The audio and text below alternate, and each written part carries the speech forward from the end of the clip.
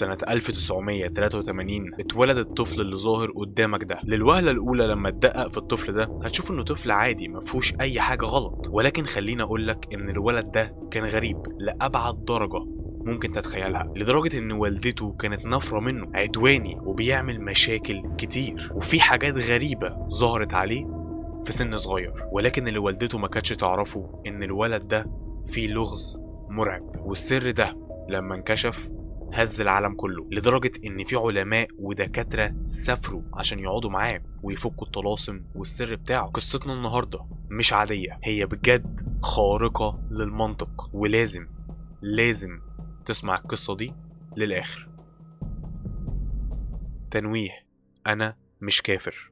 القصة دي حقيقية وأحداثها حصلت فعلا، لكن الأعمار بيد الله وانت مش مجبور تصدقها. انا نفسي مش مصدقها، فانت ممكن تعتبرها ترفيه، خرافة، ما تصدقهاش. يلا بينا. يلا. قصتنا بتدور سنة 1983 في الهند، وبالتحديد في قرية نائية هناك. عايش في القرية دي أسرة بسيطة مكونة من 7 أفراد، الأب والأم واولادهم ال5. احنا مش هنتعرف على الاسره كلها عشان ما تتوهش مني، احنا بس هنعرف اسم الام عشان مهمه معانا في احداث القصه. والام اسمها شانتي سينخ. في يوم من الايام والساعه كانت 9 بالليل، الاجواء هاديه في القريه، الامور كلها طبيعيه والاسره نايمين جوا بيتهم. لكن فجاه تصحى الأم شانتي وهي عمالة تصرخ من الألم. فورا الأب صحي وجري عليها وقعد يسألها مالك في إيه؟ ردت عليه وهي ماسكة بطنها وعمالة تتوجع جامد، وقالت له بطني بتتقطع مش قادرة. صحيح أنا نسيت أقولك، شانتي حامل في الطفل السادس. المهم لما جوزها شافها في الحالة دي خاف عليها وعلى طول خدها وطلع بيها الجري على المستشفى. الدكاترة كشفوا عليها وبدأوا يفحصوها وأصابهم الذهول.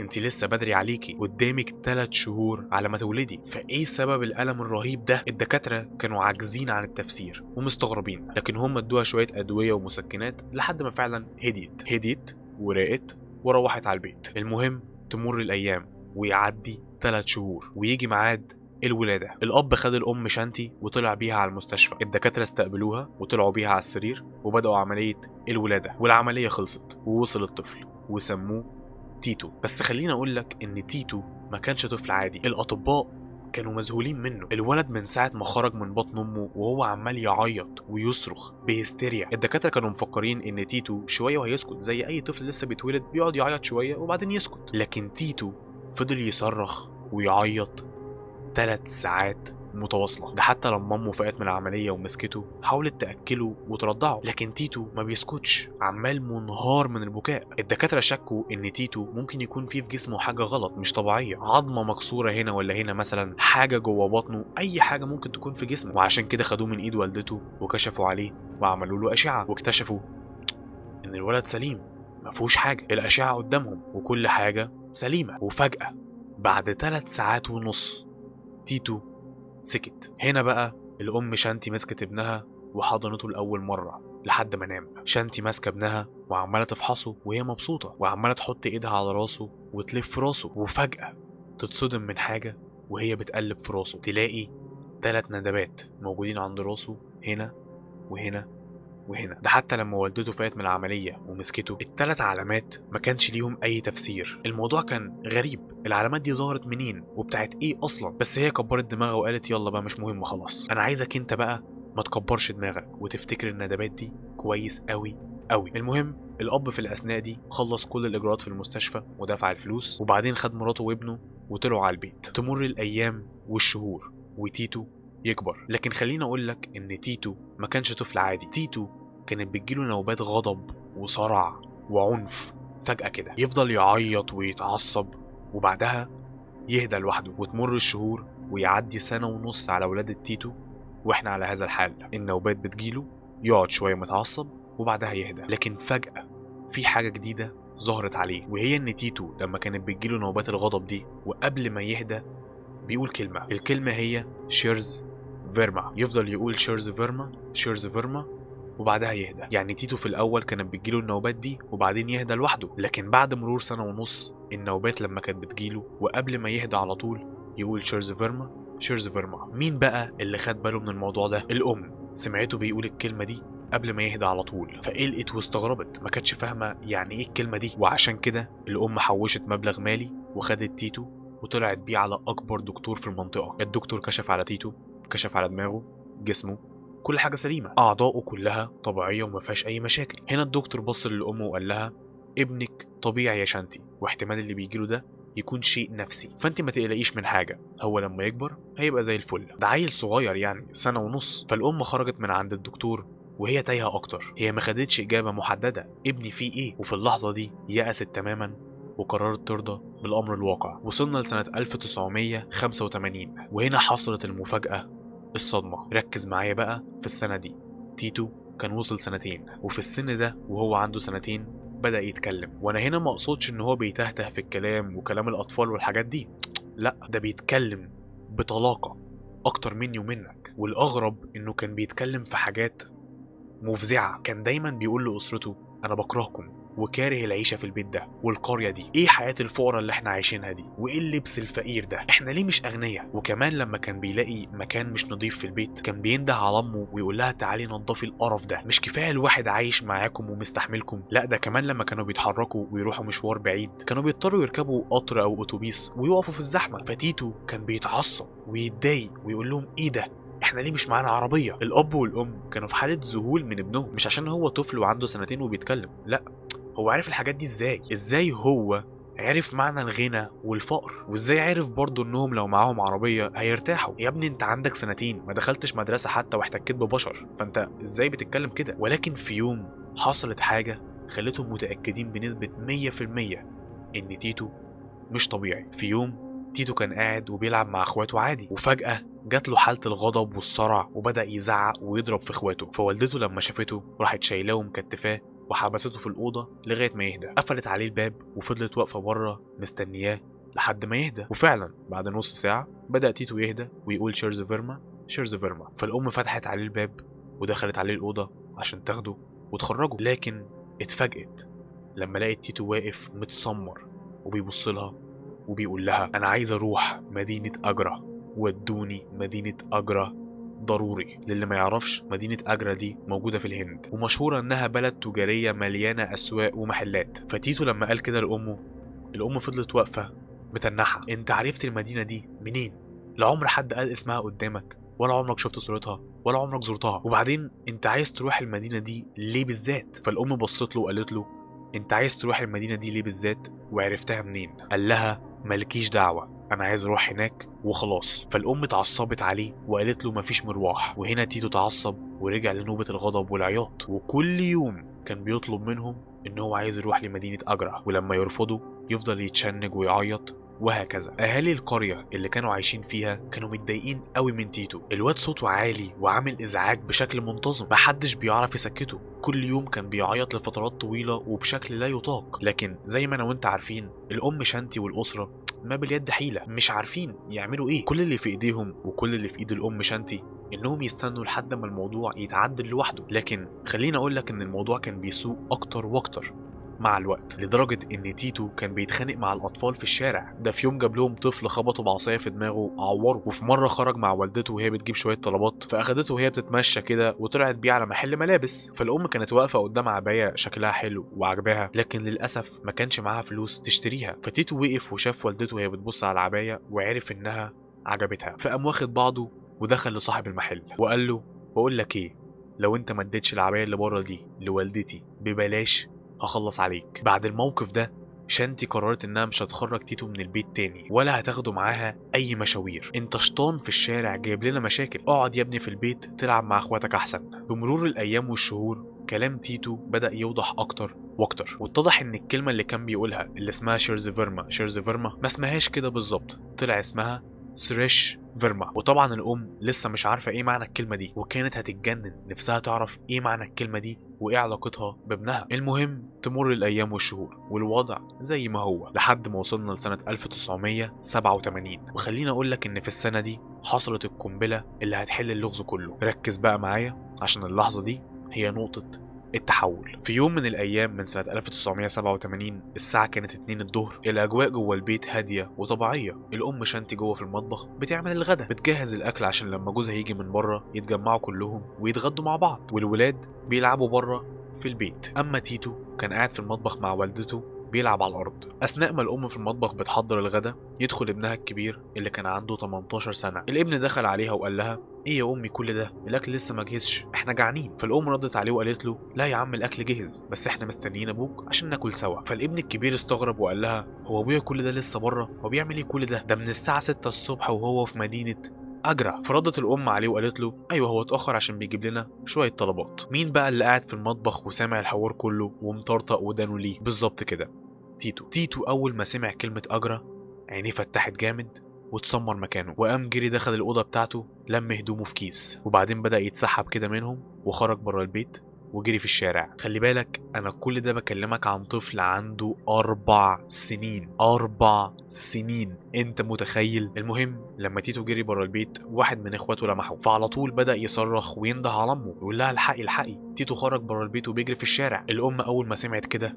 اتصدمت وجريت على طول بره المطبخ عشان تدور على ابنها، بس تيتو مش موجود. فبصت لابنها الكبير وقالت له: اخرج ورا اخوك وهاته حالا. وفعلا الابن الكبير خرج جري بره البيت وبدا يدور على تيتو، وما يعديش وقت طويل ولقاه عمال يجري في الشارع. فمسك تيتو وكتفه عشان يرجع بيه على البيت، وطول ما هو ماسكه ومكتفه تيتو عمال يتعصب ويفرك وعمال يقول له: سيبني سيبني، عايز اروح اجرى، سيبني يا عم. وهوب خبطوا بنية في نص عينه. ضرب اخوه الكبير في عينه وورمها له، بس الاخ الكبير تملك نفسه وهدى اعصابه وفضل مكتفه ورجع بيه على البيت. اول ما الاتنين دخلوا الام شافت الكدمه اللي كانت في عين ابنها، فبصت لتيتو وهي متعصبه وقالت له: انت عايز ايه يا اخي؟ انت ليه بتعمل كده؟ اعتذر لاخوك. لكن تيتو في اللحظه دي كان متعصب جامد وغضبان، ووقع على الارض ودخل في نوبه الغضب والصرع. قعد يصرخ ويشتم ويعيط جامد. وفي الاثناء دي الام والابن الكبير ادركوا ان تيتو دخل في نوبه الصرع والغضب بتاعته، وعشان كده الام وابنها مسكوا تيتو وكتفوه عشان ما يأذيش نفسه او يأذي حد من اخواته. قعدوا ماسكينه لحد ما يهدى، وفعلا تيتو بدأ يهدى ويقول: سريش فيرما سريش فيرما. وفجأة قال كلمة أول مرة يسمعوها. تيتو قبل ما يفوق وهو مغمض عينه قال: ليه كده يا بابا؟ ليه تروح أجرى من غيري؟ كان نفسي أروح محل الراديو اللي هناك.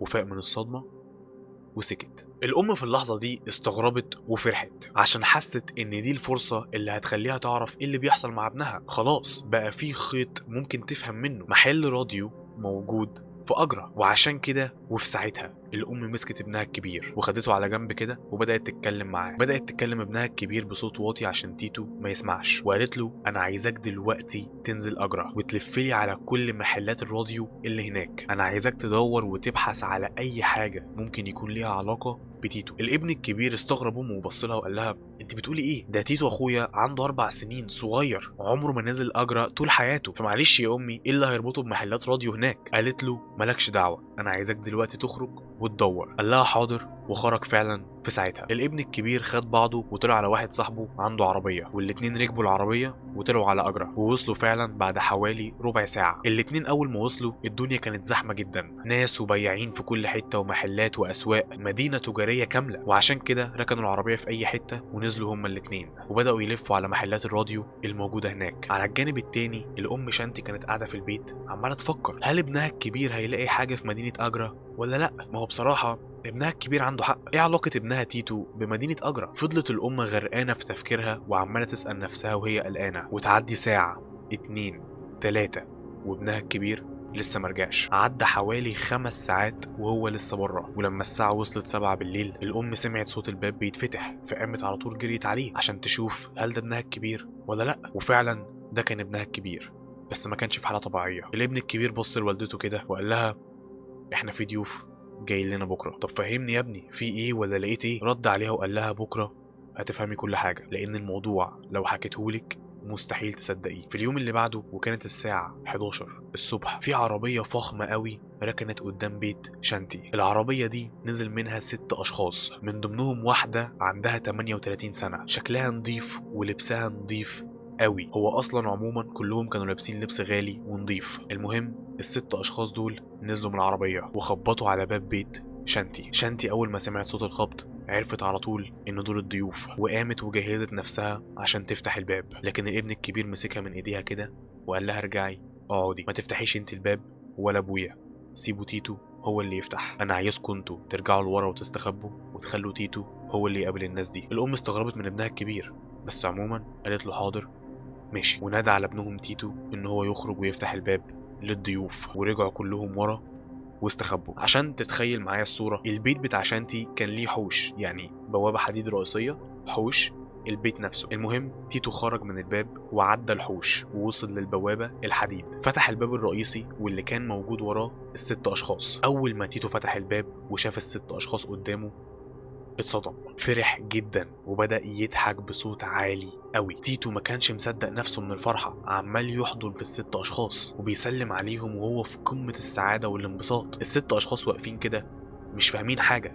انت مين يا ابني؟ وعلى الجنب التاني الأم شانتي والأسرة كلها واقفين بيتفرجوا ومصدومين. شانتي كانت مستغربة مين دول وازاي ابني تيتو عارفهم، وأول مرة تشوفه بيضحك بالشكل ده في حياته. لكن هي قالت جوه نفسها كده الحمد لله، كده انا هبدأ اعرف ايه اللي بيحصل مع ابني بالظبط. واثناء ما الام غرقانه في تفكيرها وعماله تفكر، تسمع ابنها تيتو بره بينده عليها وعلى ابوه وعلى كل الاسره: يا ماما يا بابا تعالوا كلكم هنا بسرعه. فشانتي خرجت هي وجوزها واسرتها على الباب. فتيتو بص لامه كده وابوه وقال لهم: سلموا على عيلتي التانيه، دي عيلتي التانية. شانتي وجوزها والست أشخاص ما قدروش يستوعبوا الكلمة. إيه ده؟ أنت بتقول إيه؟ لكن على كل حال شانتي وجوزها سلموا على الست أشخاص ودخلوهم جوه البيت ورحبوا بيهم. كلهم دخلوا وقعدوا، وتيتو كان قاعد مبسوط وفرحان، وكل اللي كانوا قاعدين مش فاهمين أي حاجة. كلهم قاعدين ساكتين، محدش فتح بقه بكلمة. دول حتى يا مؤمن ما تعرفوش على بعض. فتيتو بص للست الجميلة اللي كان عندها 38 سنة، قال لها: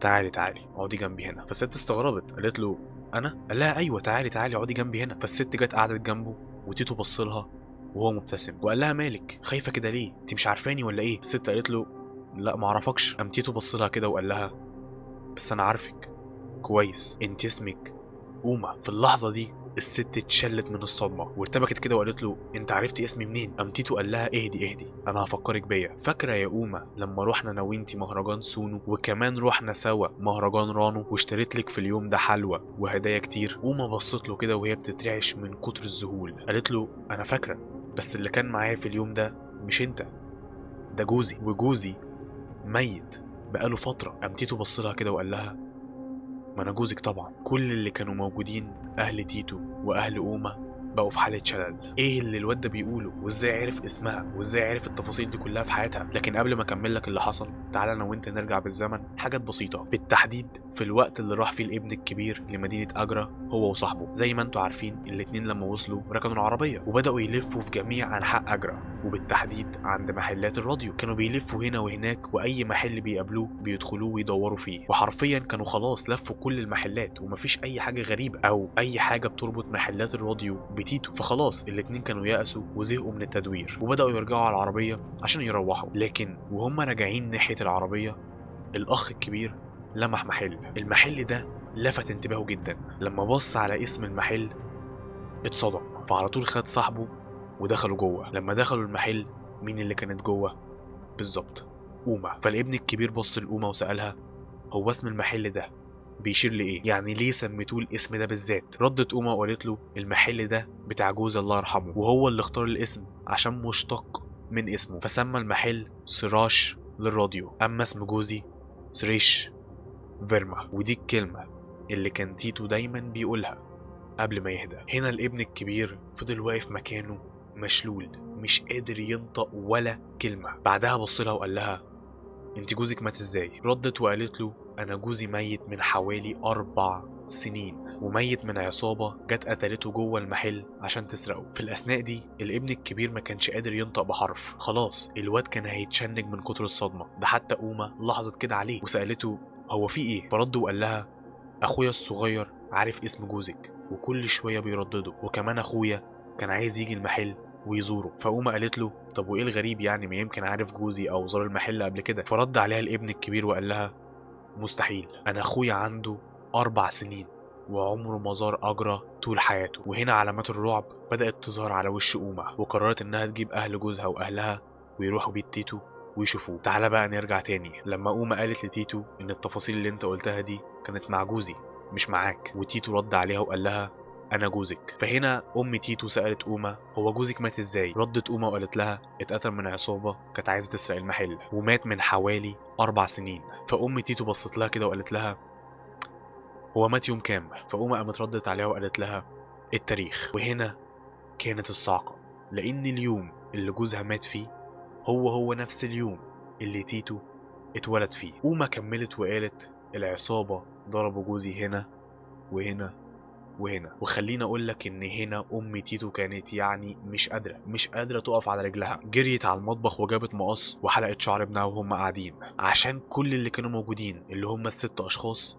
يتنفضوا من مكانهم لما يشوفوا المنظر. فاكر الثلاث علامات اللي قلت لك في اول الفيديو؟ افتكرهم، نفس الثلاث علامات اللي جوز اوما مات بيهم. يا جماعه والله العظيم القصه دي حقيقيه بنسبه 100%. المهم الاخبار انتشرت والدنيا انفجرت بكل معنى الكلمه، انفجرت في الهند والعالم كله. علماء من الهند وامريكا وكل دول العالم سافروا مخصوص عشان يقعدوا مع تيتو ويتكلموا معاه ويسالوه. كانوا بيجيبوا تيتو ويقعدوه قدام اوما ويسالوه عن حاجات شخصيه، تفاصيل في حياه اوما محدش يقدر يعرفها غير جوزها اللي مات اصلا. والعجيب والمرعب ان تيتو كان بيجاوب على كل الاسئله دي صح 100% وبالتفاصيل. العلماء كانوا مصدومين مش قادرين يفسروا ايه اللي بيحصل، لكن ظهر تحليل كده من بعضهم ان روح شيرز فيرما اللي اتقتل خرجت من جسمه وراحت لجسم تيتو لانه اتولد في نفس اللحظه اللي هو مات فيها. وده تفسير كل الحاجات الغريبه اللي كانت بتحصل مع الولد، ان هو اتكلم بدري، ان هو عايز يروح اجرى، ان هو بيقول شيرز فيرما. ده التحليل اللي انتشر وقتها والناس كلها صدقته. طبعا هتسال دلوقتي عن مصير تيتو. تيتو يا سيدي بعد ما شاف اوما وقعد معاها ما بقاش يجيله حاله الصرع نهائي، بقى طفل عادي خالص. وكمان رفض ان هو يسيب عيلته اللي هي اسرته الحقيقيه، امه وابوه واخواته، ويروح يعيش مع اوما لانها طلبت منه ان هو يروح يعيش معاها. بس هو رفض وقال لها وقت ما تحتاجيني تعالي هنا ونقعد مع بعض. وفعلا الغريب ان اوما كانت بتجيله وكانت بتقعد معاه كتير جدا لحد ما هو كبر واوما ماتت. وحاليا تيتو شخص كبير ومتعلم ومتجوز ومخلف وعايش حياته طبيعي جدا، ودي صورة حقيقية ليه. دي كانت قصتنا. أشوفك الأسبوع الجاي. سلام.